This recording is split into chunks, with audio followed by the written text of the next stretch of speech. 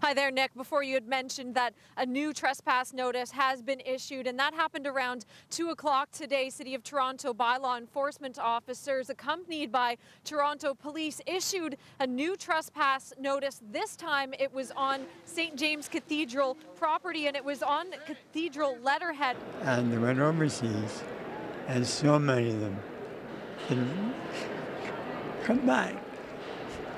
Well, thank you so much for joining us here today, Ernie. And there are a lot of school children here today, too, that are continuing with remembering our war veterans. Thank you for everything that you've done for our country. And Tim, I'm going to throw it back to you inside now. Well, this is about as close as I'll ever come to growing a mustache, but Movember organizers say women can still participate in the fundraising by signing up by themselves or on a team at Movember.com. We've already talked to Pitt and Clooney, but the next generation is here as well.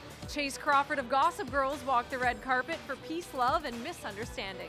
Park isn't allowed within 100 meters of a Royal Canadian Legion or within 5 meters of a Poppy Box. He's also not allowed to go inside any Tim Hortons location. Representing Canada, Eric Lamaze, Hickstead. Equestrians say there is a bond that exists between every rider and their horse, but the one Eric Lamaze shared with Hickstead was exceptional. He had become a very close friend of Eric's. I know that for sure. He loved the horse. He was a part of his family. Their personalities seemed to suit.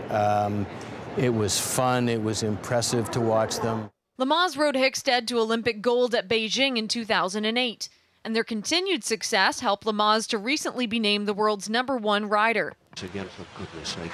And that's why former Olympic jumper Alan Ehrlich says it was such a shock when Hickstead collapsed after a nearly flawless performance in a competition in Italy on Sunday. 15 years old is not old for a horse. In fact, 15 is considered a prime age for a jumper.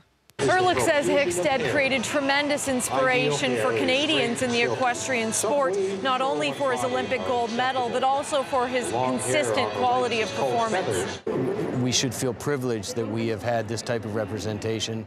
Friends say Lamaze had hoped to defend his gold medal at the 2012 Olympics. His experience will win out, and I expect him to stay where he is. Lamaze is scheduled to ride this week at the Royal Agricultural Winter Fair, although at this point it's unclear if he'll follow through.